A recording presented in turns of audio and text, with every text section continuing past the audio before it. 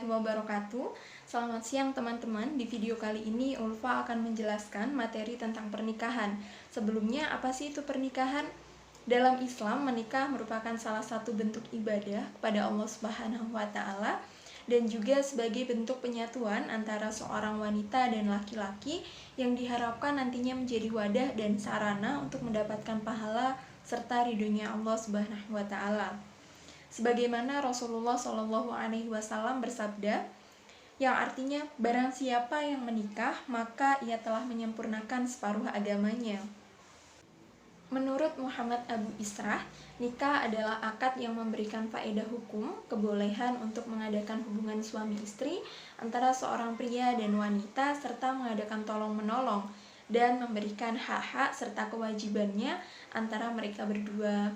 Kemudian menurut kompilasi hukum Islam, pernikahan yaitu akad yang sangat kuat atau mitsakun ghalidzah untuk menaati perintah Allah dan melaksanakan ibadah.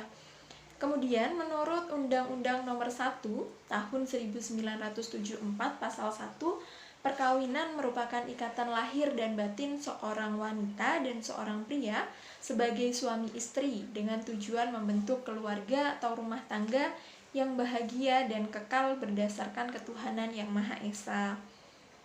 Kita lanjut ke dasar hukum. Dasar hukum menikah ini ada dalam firman Allah Surat Az-Zariyat ayat 49 yang berbunyi Bismillahirrahmanirrahim wa min kulli shay'in khalaqna zawjaini la'allakum tadhakkarun, yang artinya dan segala sesuatu kami ciptakan berpasang-pasangan supaya kamu mengingat kebesaran Allah Subhanahu wa Ta'ala.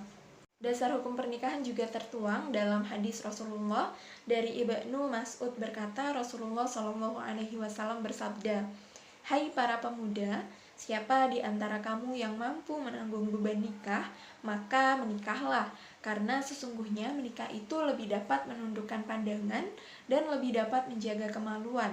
Dan siapa yang tidak mampu, maka hendaklah ia berpuasa, karena sesungguhnya berpuasa itu baginya menjadi pengekang syahwat." Jadi dengan demikian ketika seseorang sudah mampu untuk melaksanakan kewajiban menikah, maksudnya mampu secara jasmani, rohani, serta finansial dan lain-lain, itu maka dia diperbolehkan atau diwajibkan untuk menikah. Dan sedangkan untuk mereka yang belum mampu, ini mereka disunahkan untuk melakukan berpuasa, karena sesungguhnya puasa ini dapat menekan syahwat, seperti itu. Kemudian kita masuk ke dalam rukun dan syarat menikah. Rukun menikah yang pertama adanya mempelai laki-laki, yang kedua adanya mempelai perempuan, yang ketiga adanya wali, yang keempat adanya 2 orang saksi, dan yang kelima adanya ijab kabul. Kita lanjut ke syarat menikah. Syarat menikah ini yang pertama untuk mempelai laki-laki. Ini tidak ada hubungan mahram dengan calon istri, kemauan sendiri, jelas identitasnya, dan tidak sedang menjalankan ihram. Dan untuk syarat mempelai perempuan, ini yang pertama tidak ada halangan syar'i, tidak sedang berstatus sebagai istri dari orang lain, tidak ada hubungan mahram, tidak dalam keadaan masa iddah, kemauan sendiri, jelas identitasnya, dan tidak sedang menjalankan ihram. Dengan demikian, kita bisa lihat syarat antara mempelai laki-laki dan perempuan ini memiliki kesamaan, hanya saja ada beberapa yang beda untuk mempelai perempuan. Salah satunya adalah tidak sedang dalam masa iddah, karena kalau laki-laki ini tidak ada masa iddahnya, sedangkan perempuan ketika ditalak ataupun ditalak cerai ataupun ditalak mati oleh suami, ini dia memiliki masa iddahnya dengan ketentuan-ketentuan yang sudah berlaku. Dan yang kedua, ini tidak sedang menjadi istri dari orang lain, karena kita ketahui bahwa perempuan dalam agama Islam ini tidak diperbolehkan memiliki suami lebih dari 1.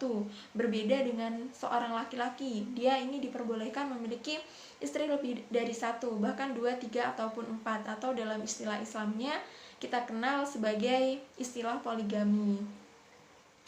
Kemudian kita masuk ke syarat-syarat wali. Ini yang pertama adalah laki-laki, yang kedua baligh, yang ketiga sehat akal, yang keempat tidak dipaksa, yang kelima adil, dan yang keenam ini tidak sedang dalam ibadah ihram.